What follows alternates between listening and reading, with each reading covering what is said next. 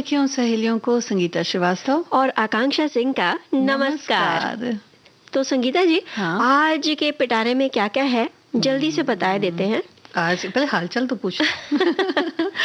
भाई हाल भी ठीक है और चाल भी ठीक है, क्योंकि मौसम सुहावना है। हाँ, मौसम सुहावना भी है। और देखिए, हमारी जो सखियां हैं उन्होंने जो आज के कमेंट्स लिखे हैं वो भी बड़े ही वाजिब हैं, क्योंकि आज हमें लगता है कि जो टॉपिक्स हम लेकर के आए हैं, जो विषय हम लेकर के आए हैं उस बारे में, तो आज कुछ बातें करेंगे, रसोई की तरफ भी चलेंगे। बिल्कुल चलेंगे। हाँ, और वो तो सबसे ज़रूरी है। फिर नृत्यांगना सितारा देवी जी की आज पुण्यतिथि है, तो उनके लिए भी बात करेंगे।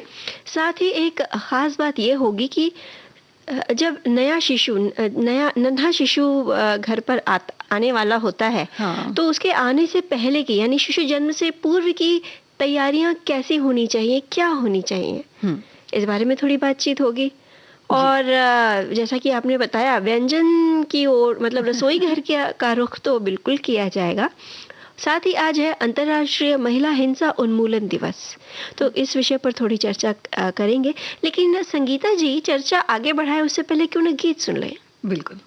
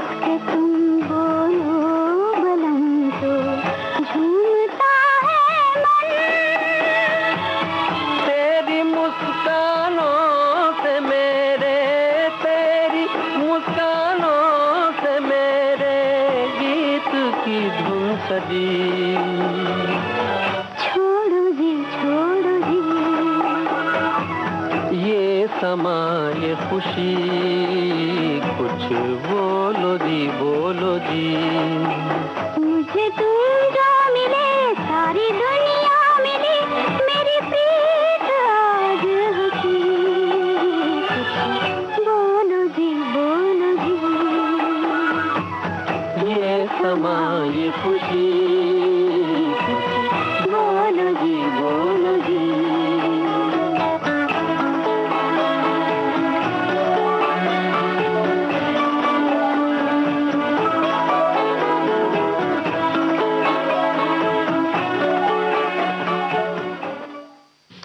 वही संगीता जी, बोलो जी और बोलना बेहद ज़रूरी होता है, ख़ासकर तब जब आपको लगे कि आपके साथ कुछ सही नहीं हो रहा है।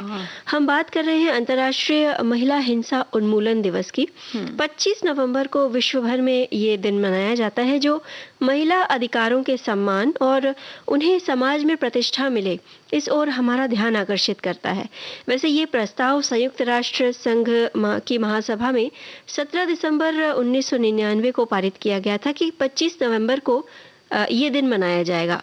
कई देश, जिनमें विकसित और अविकसित दोनों हैं, जहां महिलाओं को कह सकते हैं कि उतनी सुविधा या उतने अधिकार नहीं दिए गए हैं, उन जगहों पर भी विशेष ध्यान केंद्रित करने की आवश्यकता पर बल दिया गया है। जी, और उसके बाद शिक्षा और अधिकार जिनकी हम बात कर रहे हैं, को इसलिए भी तरजीह दी जाती है आकांक्षा, क्योंकि शिक्षा से समग्र विकास होता है और तब अधिकारों को समझना और भी आसान हो जाता है। महिलाओं के प्रति घर परिवार और समाज का संकीर्ण रवैया विशेष चिंताजनक है, जहां उन्हें सिर्फ घर के अंदर रहना, काम करना या फिर परिवार की सेवा करना, बच्चों का लालन पालन करना, यहीं तक ज़्यादातर ऐसा देखा जाता है कई जगहों पे कि सीमित रहना है। लेकिन अब तो थोड़ा बदला भी है। उनको स्वयं के विचार, उनकी अपनी आवश्यकताओं को वो कहीं भी तो किससे, ये भी एक बात होती है, क्योंकि कई बार मन में बड़ा हिचक रहता है, बड़ा डर सा रहता है कि भाई कहा जाए, अगर कोई तकलीफ है तो किससे कहा जाए। हालांकि इस सिलसिले में कई स्तर पर कहते हैं ना कि काम किए गए हैं, खासकर महिलाओं और बच्चों को लेकर।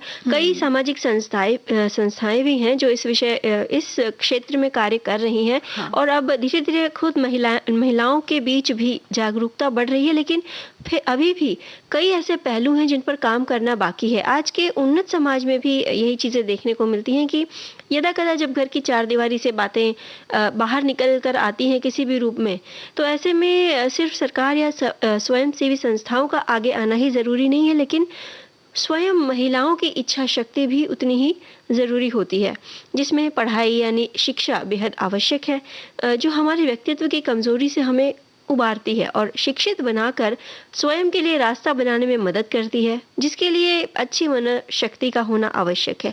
और इसका जो सबसे महत्वपूर्ण असर होता है वो घर के बच्चों पर होता है। अगर घर की महिला सशक्त है, कहते हैं ना कि सही समय पर सही निर्णय लेने में सक्षम है, तो उस घर के बच्चे भी आगे चलकर एक अच्छे रूप में एक अच्छा नागरिक बनकर दिखाते हैं। जी, क्योंकि माताओं के साथ ज्यादा रहते हैं, ज्यादा समय बिताते हैं, तो शुरुआती दौर में तो ये कहा जा सकता है कि वह बच्चों पर असर तो पड़ता ही है। तो शिक्षा जो है वो समाज में एक ये भी बात है कि हमें भटकने नहीं देती और हम स्वयं को भी सही गलत, अच्छा खराब इन बातों का निर्णय करने में सक्षम होते हैं, जो हमें एक जो बदहाली होती है जिसे कह सकते हैं, तो ऐसी स्थिति से बचाते हैं। क्योंकि कहीं ना कहीं आकांक्षा देखा जाए तो हम खुद भी जिम्मेदार हैं इन बातों के लिए, क्योंकि अपने कर्तव्य का पालन करना तो अच्छा है, लेकिन खुद को अच्छा बनाना, किसी काबिल बनाना और अपने परिवार में अपनी प्रतिष्ठा को बनाए रखना भी हमारी ही जिम्मेदारी है कहीं ना कहीं। नहीं तो हम शारीरिक, मानसिक और मनोवैज्ञानिक तौर पर बीमार भी हो सकते हैं अगर ज्यादा कुछ बात होती है। बिल्कुल, किसी बात को चुपचाप सहन करना, घर में प्रताड़ित होते रहना अच्छा नहीं, क्योंकि किसी भी व्यक्ति को किसी भी व्यक्ति पर अनावश्यक दबाव बनाना या उसे मजबूर करना न्याय संगत नहीं है। आप इसके खिलाफ शिकायत कर सकते हैं, क्योंकि आज भी उतने ही सम्मान के आप अधिकारी हैं जितना कि कोई और। परिवार में सभी का सम्मान, आदर और प्रतिष्ठा बनाए रखना एक दूसरे का ही कर्तव्य है, परिवार के सदस्यों का। इससे परिवारों के प्रति समाज में एक अच्छा, कहते हैं ना, संदेश जाता है और लोग आपके परिवार की व्यवहार की सराहना करते हैं और उसका अनुसरण भी करते हैं। हाँ, और घर के प्रत्येक काम या विचार विमर्श में ऐसा अक्सर देखा जाता है कि महिलाओं को कभी लिया जाता है, कभी नहीं लिया जाता है। तो महिलाओं के विचार, उनकी बातों को भी सुनना चाहिए, मानना चाहिए। उन्हें सिर्फ एक कह सकते हैं कि वस्तु नहीं समझना चाहिए। इनके अलावा बच्चियों और बुजुर्ग महिलाओं के प्रति जो व्यवहार है उसके लिए हमें खास सजग रहने की ज़रूरत है, जिससे उनकी भावनाओं को भी ठेस ना लगे, उनका भी सम्मान बना रहे। इसमें हमारे पुरुष वर्ग या भाई बंधु जो भी हैं वो आगे आकर काफ़ी कुछ सहयोग कर सकते हैं, क्योंकि देखिए उनकी भी जो जिम्मेदारी है वो तो है ही है, और बखूबी वो समझते हैं। तो जो घर के अंदर एक माहौल होता है उसको बनाने में, उसको बनाए रखने में उनका बड़ा योगदान होता है। बिल्कुल, ये सभी का कर्तव्य है, सभी की जिम्मेदारी है कि एक अच्छा समाज हम बनाएं, ताकि हमारे जो समाज के जो भविष्य के नागरिक हैं यानी जो बच्चे, वो आगे चलकर उन राहों पर चलें। बिल्कुल। और अच्छी राहों पर चलना, देखिए घर में कहीं ना कहीं जो माहौल होता है उसका असर होता है। तो जो महिलाएं होती हैं उनके प्रति अगर सम्मान पूर्वक व्यवहार है तो वो सम्मान देखिए कहीं ना कहीं बच्चे भी ग्रहण करते हैं, उस चीज को देखते हैं, समझते हैं, और उस हिसाब से वो आगे बढ़ते हैं, है और ना? अब हम आगे बढ़ेंगे गीत के साथ।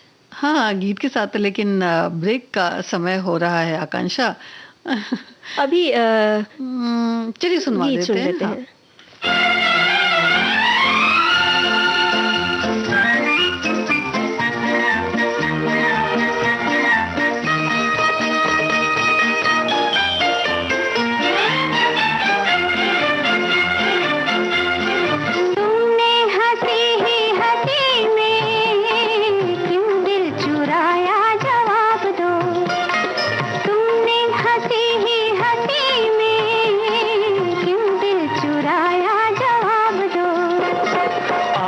से तुमने भी कितनी नींदें चुराई, हिसाब दो।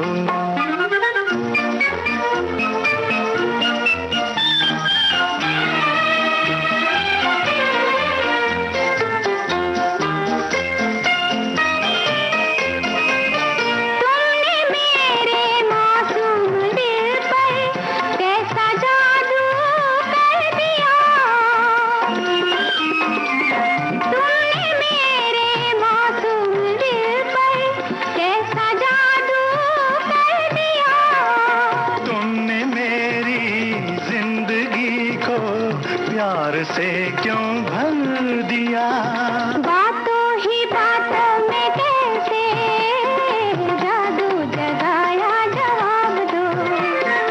आंखों से तुमने भी कितनी नींदें चुराई, हिसाब दो।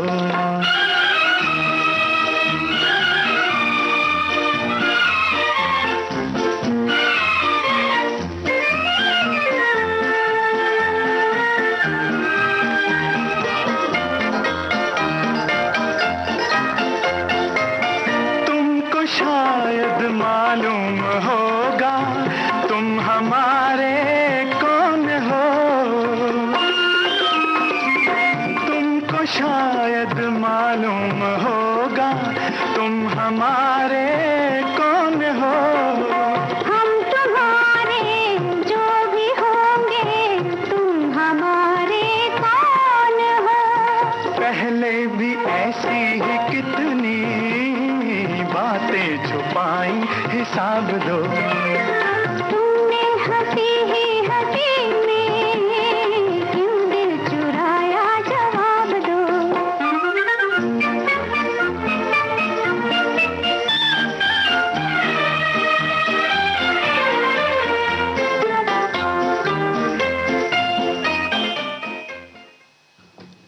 आकांक्षा, ले लेते हैं एक छोटा सा अंतराल। बिल्कुल।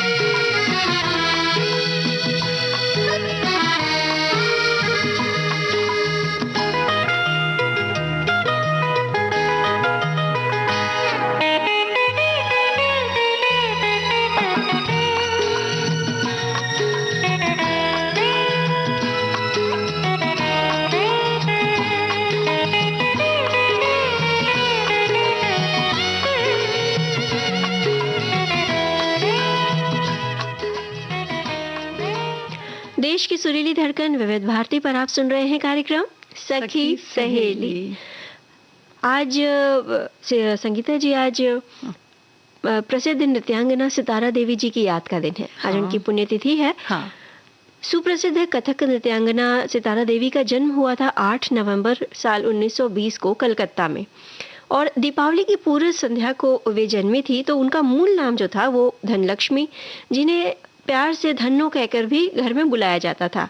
पिता का नाम पंडित सुखदेव महाराज और माता जी मदस्य कुमारी। माता और पिता दोनों ही कलाकार थे, जो कथक, भरतनाट्यम और नाट्य शास्त्र सभी के अच्छे ज्ञाता थे, और अन्य बच्चों को भी नृत्य की शिक्षा दिया करते थे, जिससे जीविकोपार्जन भी हो जाता था। नृत्य कला की ये विरासत सितारा देवी को अपने घर से ही प्राप्त हुई थी, जबकि माता पिता ने इन्हें एक जो परिचारिका होती है उन्हें दिया था, सौंप दिया था, जिन्होंने 8 साल तक सितारा देवी यानी धन लक्ष्मी का पालन पोषण किया। इसके बाद उन्होंने अपने माता पिता के दर्शन किए, यानी कि 8 वर्ष के बाद। 8 वर्ष की ही उम्र में धन लक्ष्मी का विवाह भी हो गया। सितारा देवी ने स्कूल जाने की जिद की, जबकि ससुराल वाले चाहते थे कि वो घर संभाले, और इसी वजह से उनका विवाह टूट गया। कामाक्षीगढ़ हाई स्कूल में उनका दाखिला करवाया गया। यहाँ उन्होंने नृत्य में भाग लेते हुए सत्यवान और सावित्री की कहानी को बड़ी खूबसूरती से नृत्य नाटिका के माध्यम से प्रस्तुत किया और चर्चित हुई। इसी समय अपने साथ के कलाकारों को भी उन्होंने नृत्य सिखाया। धनलक्ष्मी की ख्याति बढ़ने लगी, और इसलिए माता पिता ने उनके हुनर को पहचानते हुए उनकी बड़ी बहन तारा को उन्हें नृत्य सिखाने की जिम्मेदारी दी, और धनलक्ष्मी का नाम रखा गया सितारा देवी। उनकी अन्य जो बहनें थी संगीता जी, उनका नाम था अलकनंदा, तारा और सितारा। मतलब अलकनंदा जी के बाद तारा थी, और फिर सितारा देवी यानी धनलक्ष्मी। हाँ, सितारा देवी ने शंभू महाराज और बिरजू महाराज के पिता अचन महाराज से भी नृत्य की शिक्षा ग्रहण की। 10 वर्ष की उम्र में वो अकेले ही मंच पर नृत्य प्रस्तुत करने लगी थी उस समय तक, और 11 वर्ष की उम्र में सितारा देवी का परिवार बम्बई आ गया। यहीं के जहांगीर हॉल में उन्होंने अपना सार्वजनिक कार्यक्रम प्रस्तुत किया। कहते हैं कि ये पहला सार्वजनिक कार्यक्रम था। नृत्य की सुंदर प्रभावशाली लयात्मक शैली की प्रस्तुति में सितारा देवी का कोई भी सामी न था। उनके नृत्य को देखकर दर्शक, बहुत ही चूंकि खूबसूरत नृत्य था, तो मंत्रमुग्ध हो जाया करते थे। बिल्कुल, सितारा देवी की ख्याति अब इतनी बढ़ चुकी थी कि लोग उन्हें भारतीय नृत्य की अनूठी शैली और संस्कृति का प्रतिबिंब मानने लगे। सितारा देवी ने विश्व के तमाम देशों में नृत्य के जरिए भारत की अति प्राचीन संस्कृति के प्रचार प्रसार में अपना योगदान दिया। लंदन में प्रतिष्ठित रॉयल एल्बर्ट और विक्टोरिया हॉल में अपनी नृत्य कला का उन्होंने जादू बिखेरा। न्यूयॉर्क में कार्नेगी हॉल उनकी नृत्य कला को यहाँ पे उन्होंने जो नृत्य प्रस्तुत किया तो लोगों ने उन्हें खूब सराहा। बनारस और लखनऊ घराने की नृत्य शैली में पारंगत सितारा देवी रूसी बैले नृत्य भी अच्छी तरह निभाती थी। हाँ, तो ये बहुत एक अलग सी कला होती है आकांक्षा, कि देखिए भारतीय नृत्य की जितनी शैलियां हैं वो तो उन्होंने उसमें तो जो एक कहते हैं दक्षता, हाँ, दक्षता हासिल की थी, तो वो तो एक बात थी ही। लेकिन उसके बाद भी जो दूसरे देशों में जो नृत्य कलाएं होती हैं उनके प्रति भी उनका उतना ही प्यार था। तो एक गीत सुन लेते हैं, उसके बाद आगे बढ़ेंगे।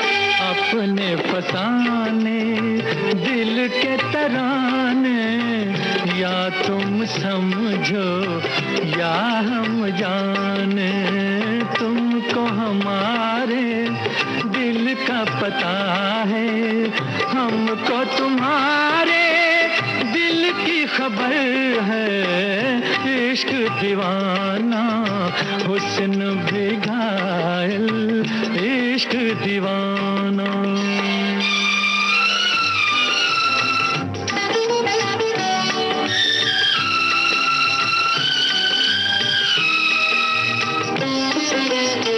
बिखरी जुल्फे आंचल ढलका, लब पे तबस्सुम हल्का हल्का, प्यार में हम तो खोए हैं लेकिन आज तुम्हें भी आशिक दर है। दिल की तड़प का हाल न पूछो, दिल की तड़प का हाल न पूछो, जितनी इधर है उतनी उधर है। इश्क दीवाना।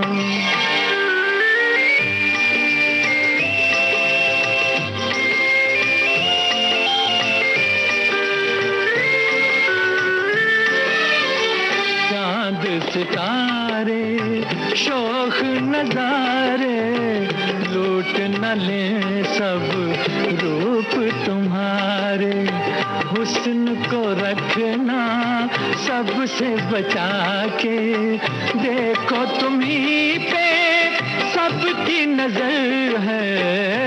इश्क दीवाना हुस्न भी घायल, इश्क दीवाना हुस्न भी घायल, दोनों तरफ एक दर्द जिगर है। दिल की तड़प का हाल न पूछो, दिल की तड़प का हाल न पूछो, जितनी इधर है उतनी उधर है। इश्क दीवाना।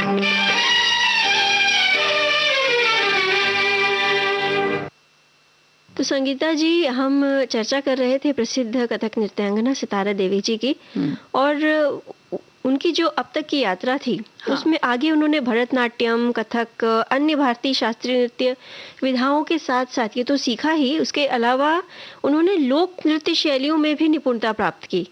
सितारा देवी भारतीय सिनेमा के रुपहले पर्दे पर भी नजर आईं। छोटी भूमिकाओं में नृत्य करते हुए कई फिल्मों में वे नजर आई, जैसे शहर का जादू 1934 में जो आई थी, साथ ही जजमेंट ऑफ अल्लाह। इसके अलावा नगीना, बागबान, वतन और मेरी आंखें, और साथ में होली। हाँ, और स्वामी, रोटी, चांद जो 1944 में आई, लेख जो 1949 में आई, हलचल 1950 में आई, मदर इंडिया 1957 में आई। तो ये कुछ प्रमुख फिल्में थी उनकी, जिनमें हाँ बिल्कुल, हाँ। जिनमें वो रुपहले पर्दे पर नजर आई। हाँ। उन्होंने कई फिल्मों में नृत्य निर्देशन भी किया, लेकिन फिर व्यस्तता के कारण आगे चलकर वो फिल्मों से उन्होंने थोड़ी दूरी बना ली।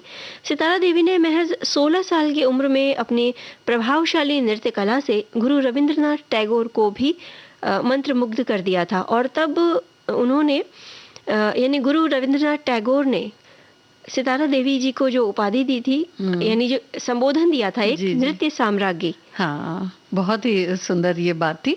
और उन्हें तो वैसे तो बहुत सारे पुरस्कार मिले, लेकिन कुछ जो थे वो संगीत नाटक अकादमी पुरस्कार जो 1969 में उन्हें दिया गया, पद्मश्री 1973 में भारत सरकार द्वारा उन्हें प्रदान किया गया, और कालिदास सम्मान जो 1995 में उन्हें दिया गया। इसके अलावा भी उन्हें कई सम्मानों से सम्मानित किया गया। 25 नवंबर साल 2014 मुंबई में सितारा देवी ने अपनी अंतिम सांसें ली।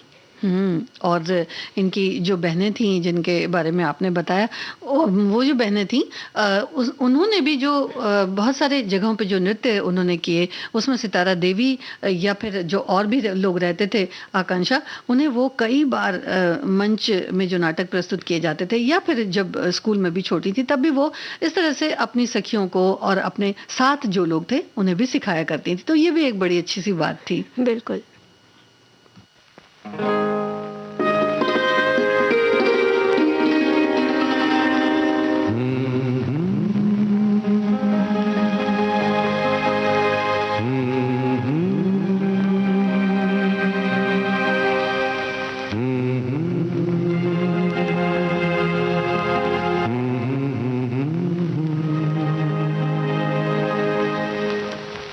तुम्हें जो भी देख लेगा किसी का न हो सकेगा, तुम्हें जो भी देख लेगा किसी का न हो सकेगा।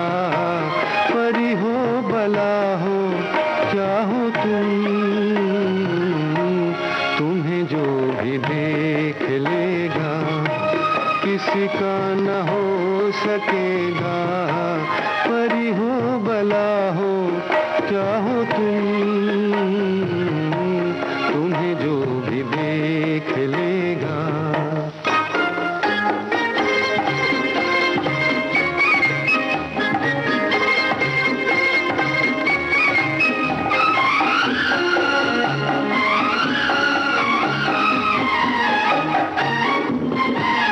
दुनिया चले उधर ही जिधर ये निगाह घूमे, शबनम को देख लो गर बनकर शराब झूमे। नशा ही नशा हो क्या हो तुम, तुम्हें जो भी देख लेगा किसी का न हो सकेगा। परी हो भला हो क्या हो तुम, तुम्हें जो भी देख लेगा।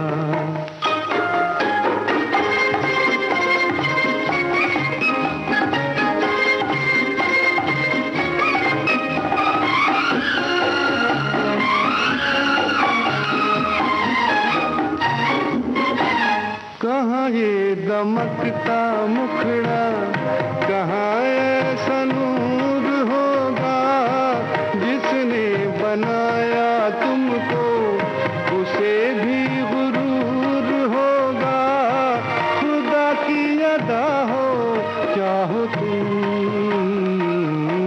तुम्हें जो भी देख लेगा किसी का न हो सकेगा। तुम्हें जो भी देख लेगा किसी का न हो सकेगा। परी हो भला हो क्या हो तुम,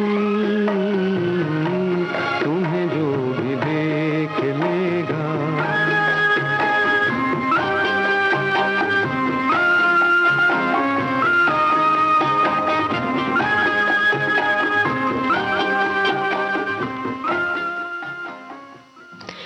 संगीता जी, जैसे हमने कहा ना कि आज व्यंजन का भी दिन है, तो ब्रेक पर जाने से पहले सिर्फ अपने श्रोताओं को, सखियों को बोल देते हैं कि भाई ठंड शुरू हो चुकी है, कि हमारी कई श्रोताओं ने, कई सखियों ने कुछ रेसिपीज हमसे बांटी हैं। चुकंदर का रायता है या गोभी की सब्जी है। तो जो चुकंदर है, गोभी, फूल गोभी है, तो पता चल रहा है कि ठंड की सब्जियां आनी शुरू हो गई हैं। तो आप बताइए ना कि ठंड में ऐसी वो क्या खास चीज है जो आप बिना भूले बनाती हैं या बनाते हैं? तो सोचने दीजिए ना तब तक। हाँ, हम ब्रेक लेते हैं।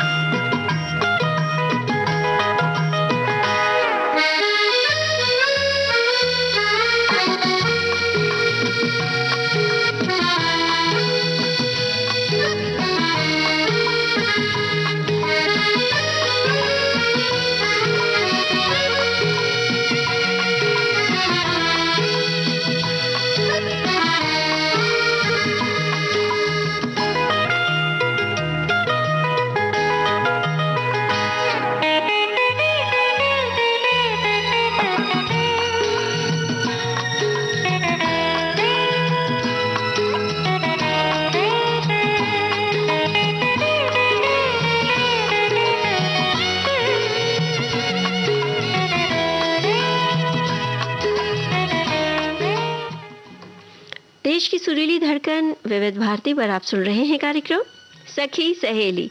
अच्छा संगीता जी, हाँ। ब्रेक पर जाने से पहले, अंतराल के पहले, हमने अपने श्रोताओं से, सखियों से पूछा था कि ठंड की वो क्या खास कहते हैं ना रेसिपी है या व्यंजन है वो जो बिना भूले बनाती हैं या बनाते हैं। कुछ कुछ भेजा भी है। तो थोड़ा इंतजार करते हैं कि कुछ खास रेसिपीज विधियां हम तक आ जाएं, और हम बात करेंगे कि शिशु जन्म से पूर्व की क्या तैयारियां की जा सकती हैं या होनी चाहिए, है ना। लेकिन उससे पहले हमारी एक सखी ने हमसे कुछ साझा किया है। हाँ। वो मैं आपको और अपने श्रोताओं को और सखियों को बताऊंगी कि एक आंगनबाड़ी कार्यकर्ता होने के नाते महिला और बाल विकास परियोजना में इन्होंने सेवाएं प्रदान की हैं, जिसमें ये बहुत ही महत्वपूर्ण है। जैसे ही हमें पता चलता है कि कोई महिला गर्भवती है तो हम तुरंत ही उस महिला से संपर्क करके उसके सभी टेस्ट करवाते हैं। उसे 3 महीने तक फॉलिक एसिड की गोलियां खाने को दी जाती हैं, जो बेहद ज़रूरी होती है इस दौर में, और 1 माह के अंतराल पर 2 टिटनेस के टीके लगवाए जाते हैं। उसे सभी प्रकार के खाद्य समूह जिसमें प्रोटीन, विटामिन, वसा और आयरन, साथ ही कैल्शियम युक्त हो, आयोडीन युक्त नमक खाने की सलाह भी दी जाती है। और लगभग सभी आंगनवाड़ी केंद्रों पर गर्भवती जो महिलाएं होती हैं उनकी गोद भराई की रस्म भी की जाती है।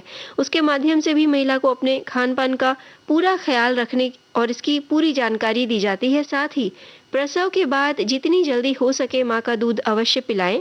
शिशु को जन्म के बाद अब नहलाया नहीं जाता है। गर्मी में चौथे दिन, जाड़े में 1 हफ्ते बाद ही नहलाने की सलाह दी जाती है डॉक्टर के द्वारा, और निमोनिया से बचाने के लिए ऐसा किया जाता है। साथ ही पूरक पोषाहार गर्भवती से 3 वर्ष तक के बच्चे को दिया जाता है, जिससे पोषण पूरा रहे, और इसी तरह की बहुत सारी सेवाएं दी जाती हैं।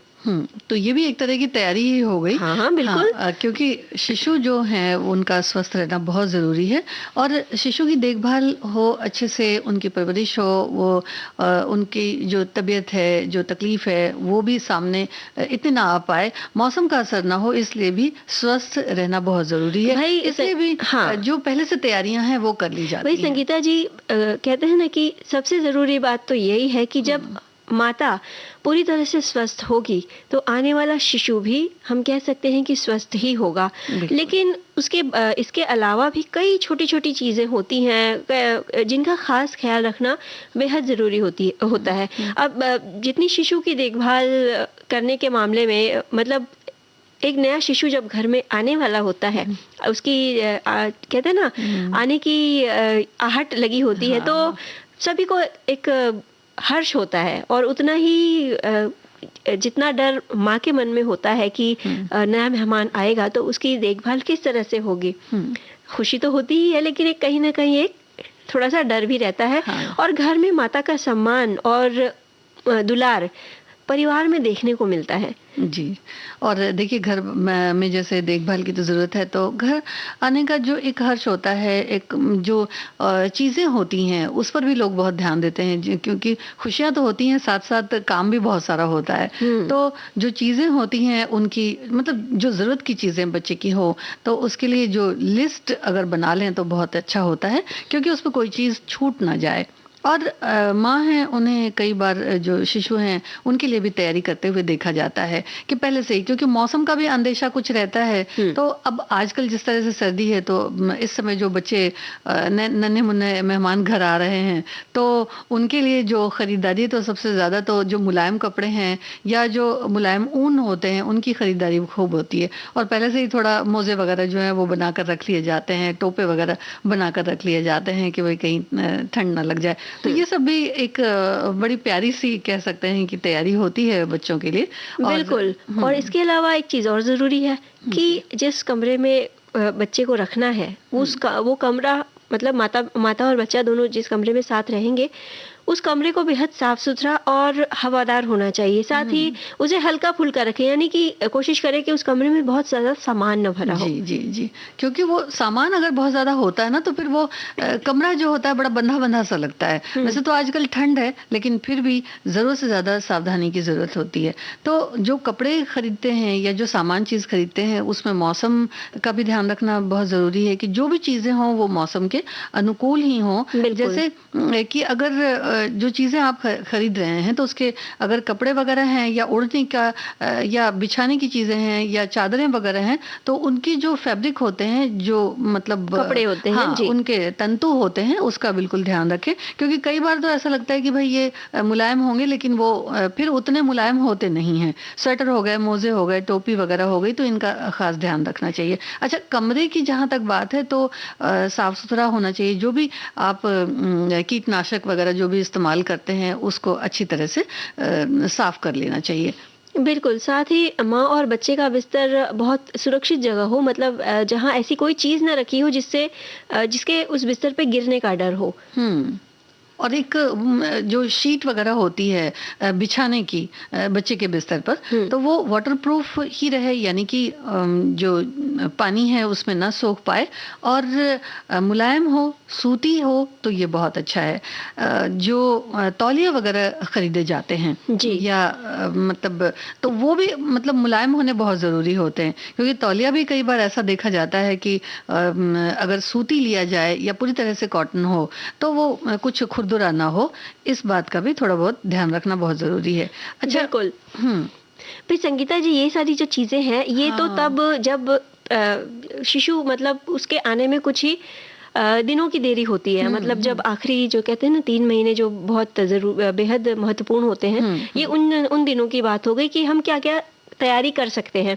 लेकिन जैसे ही आपको पता चलता है कि एक स्त्री गर्भवती है, मतलब शुरू से, हाँ, तो शुरू से ख्याल ये रखना है उस स्त्री को, मतलब जो होने वाली नई माँ है, कि जो टीके समय समय पर लगाए जाते हैं, आपके नज़दीकी स्वास्थ्य केंद्र पर जाकर उस बारे में जानकारी लें।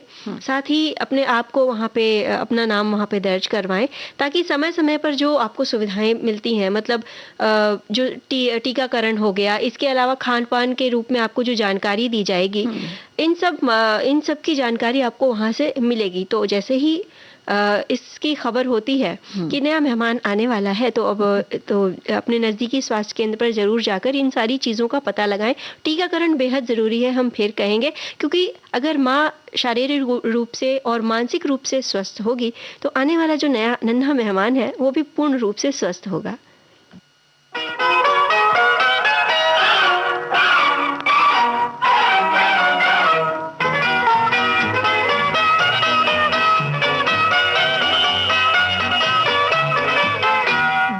खुश है आज उनसे मुलाकात हो गई, मुलाकात हो गई।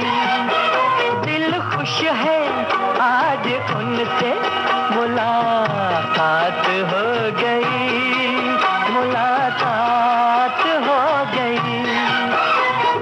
दूर ही से बात हुई, बात हो गई, बात हो गई।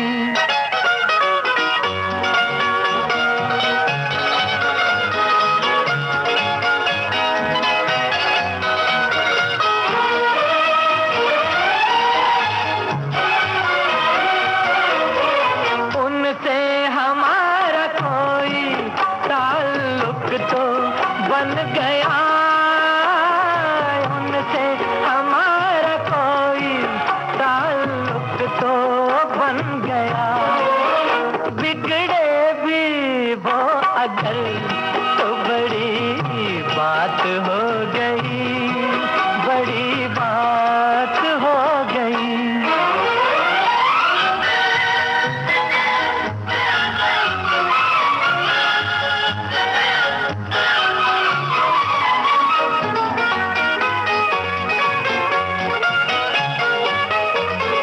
धड़कन बढ़ी तो सांस की खुशबू बिखर गई, धड़कन बढ़ी तो सांस की खुशबू बिखर गई। आंचल उड़ा तो रंग की बरसात हो गई, बरसात हो गई।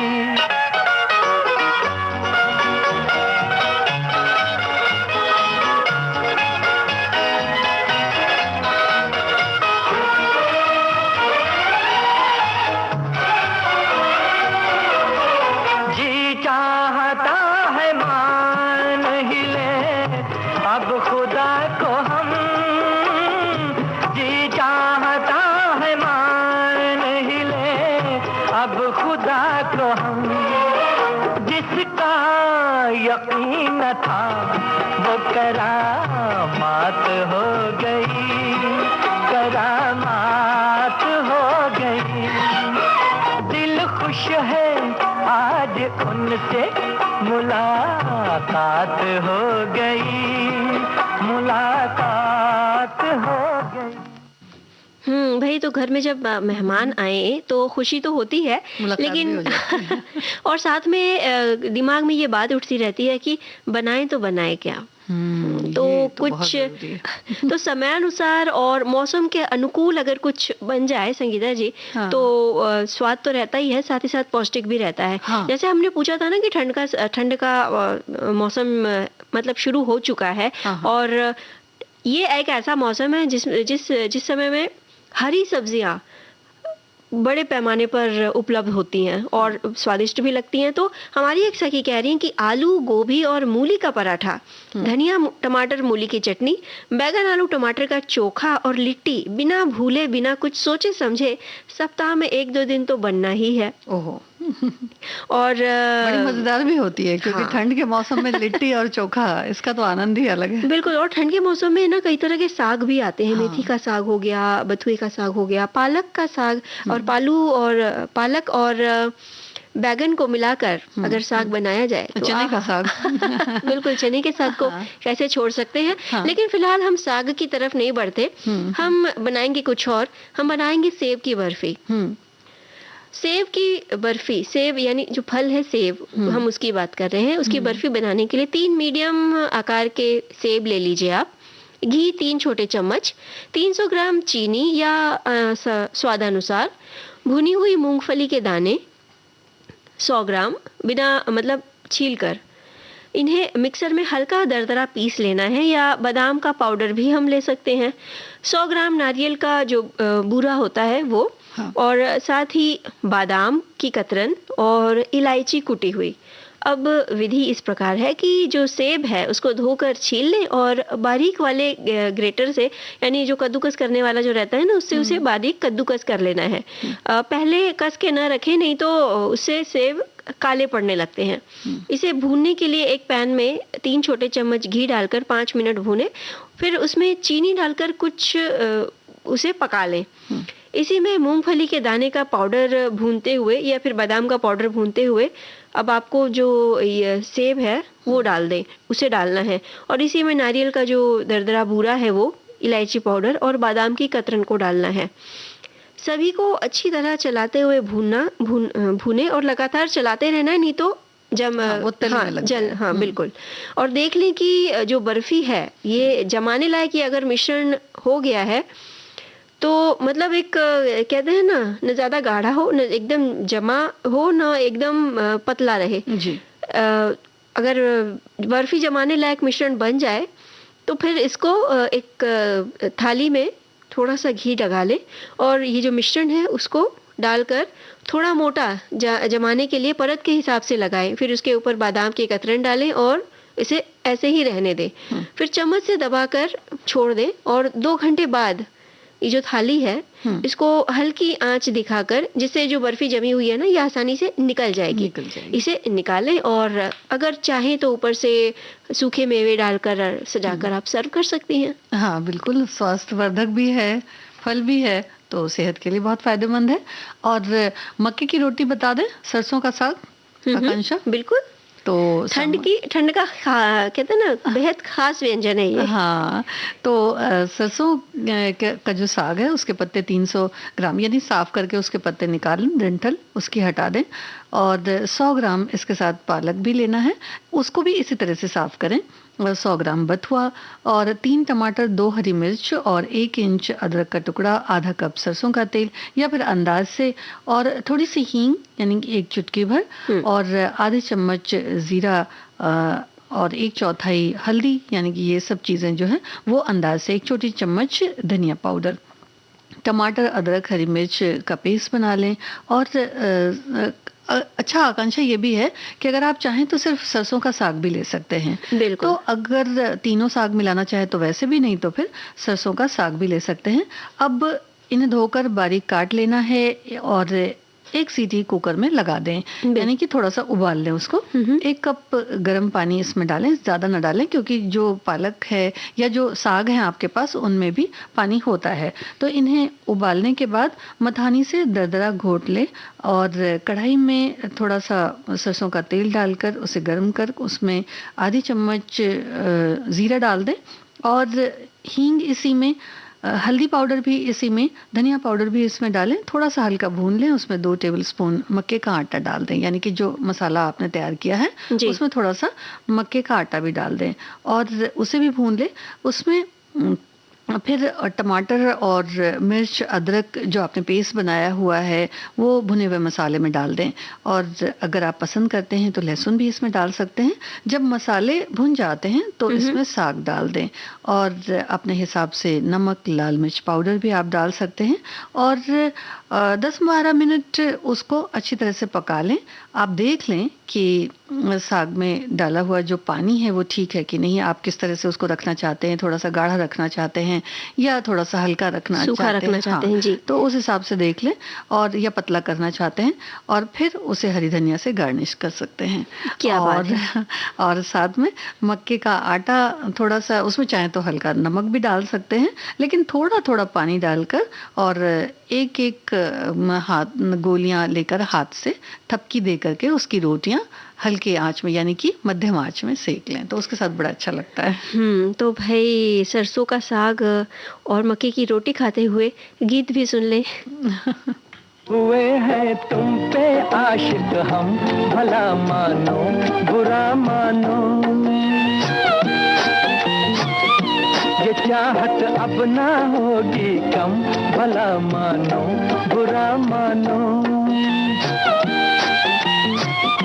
हुए हैं तुम पे आशिक हम, भला मानो बुरा मानो।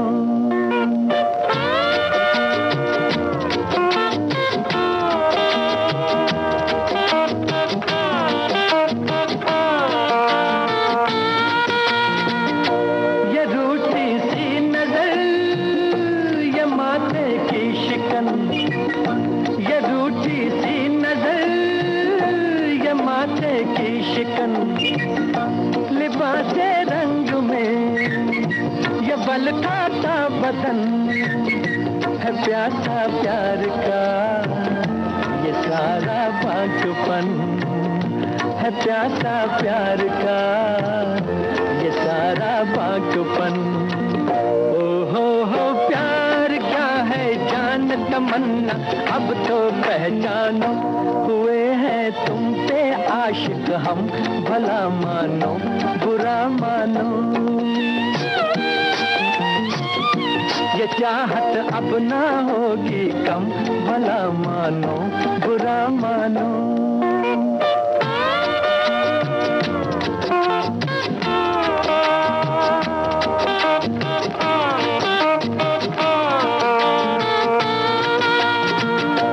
अजी एक हम तो क्या और तुम ऐसे हंसी, अजी एक हम तो क्या और तुम ऐसे हंसी, फरिश्ता भी तुम्हें अगर देखे कहीं तो जन्नत भूल के बहक जाए यहीं, तो जन्नत भूल के बहक जाए यहीं।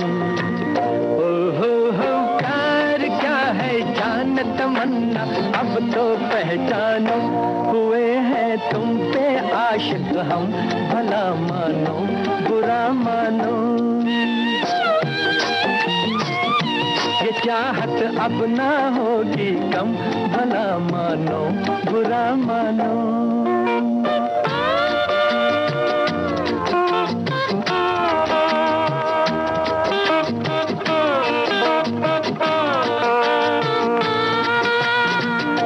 तुम्ही को चुन लिया नजर की बात है, तुम्ही को चुन लिया नजर जिगर की बात है, लिया गम आपका, जिगर की बात है, और तुम फिर भी खफा, असर की बात है, और तुम फिर भी खफा, असर की बात है।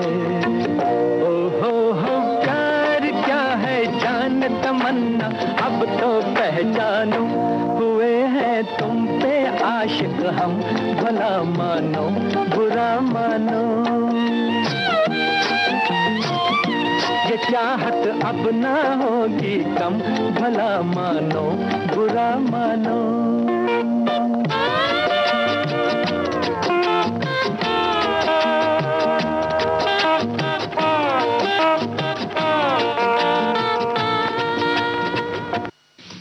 तो अगला जो व्यंजन है वो ठंड के हिसाब से चुकंदर का रायता। हाँ। भाई चुकंदर जब बच्चों को खिलाना ना थोड़ा मुश्किल काम हो जाता है। हाँ। या तो उन्हें कुछ उसमें चटपटा डाल के दो तब वो खाते हैं, या बड़ी मिन्नतें करने के बाद खाते हैं। लेकिन चुकंदर का जो रायता है वो थोड़ा चटपटा लग रहा है। हमारी एक सखी ने हमसे साझा किया है। 1 कटोरी दही, 1 कटोरी घिसा हुआ चुकंदर, भुना पीसा जीरा, पीसी हुई काली मिर्च और भुनी हुई पीसी अजवाइन, कटी हरी मिर्च, ये अपना स्वाद अनुसार डालें, और धनिया की पत्ती बारीक कटी हुई, इसके अलावा काला सादा नमक। अब दही को थोड़ा फेंट लें और ये जो सारी सामग्री है इसे दही में मिला लें। दही का रंग थोड़ा लाल हो जाएगा, जो देखने में बेहद सुंदर लगता है।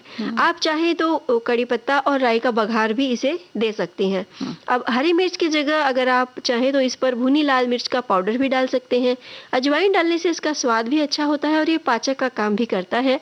और इस रायते को रोटी के साथ, पूरी के साथ, पराठा या दाल चावल के साथ खाया जा सकता है।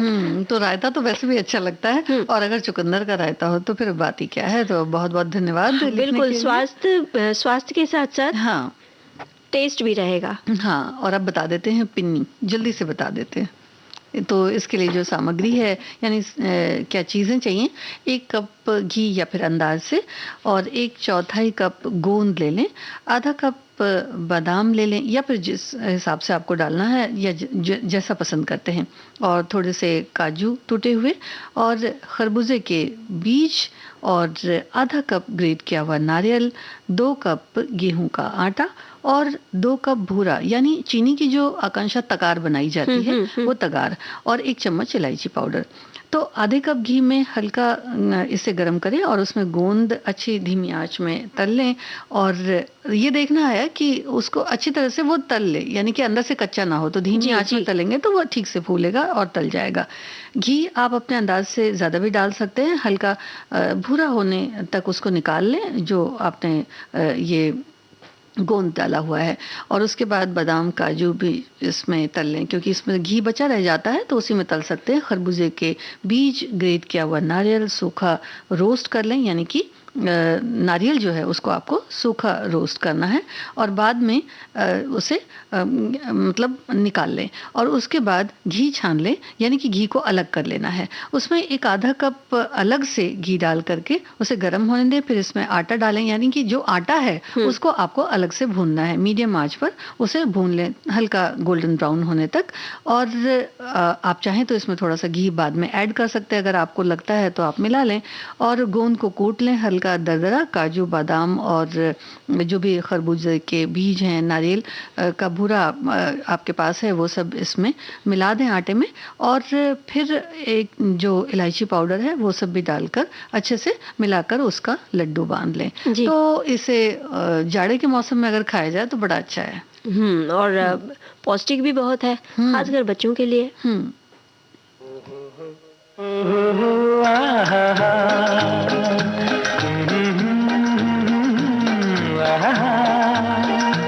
ये देख के दिल झूमा, ले प्यार ने अंगड़ाई, दीवाना हुआ बादल, सावन की घटा छाई। ये देख के दिल झूमा, ले प्यार ने अंगड़ा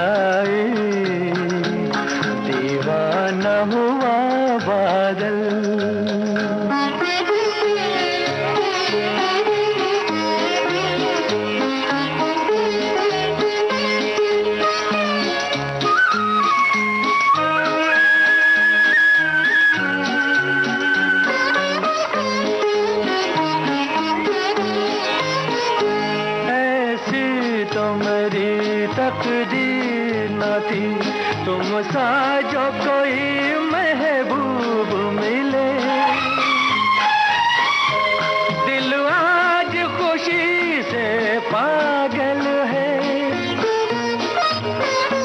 दिल आज खुशी से पागल है। ऐ जान वफा तुम खूब मिले, ऐ जान वफा तुम खूब मिले। दिल क्यों न बने पागल, क्या तुमने अदा पाई, ये देख के दिल झूमा, ले प्यार में अंगड़ाई, दीवाना हुआ बादल।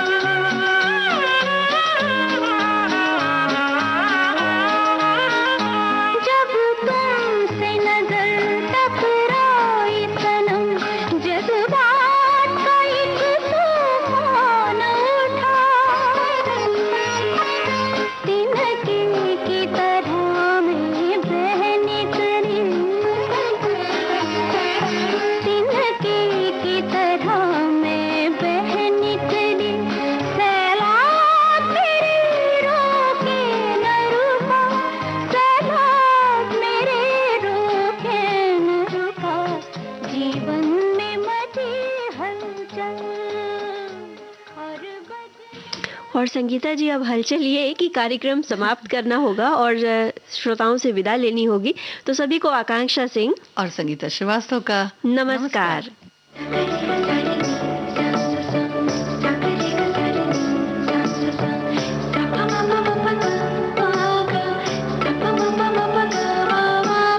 सखी सहेली।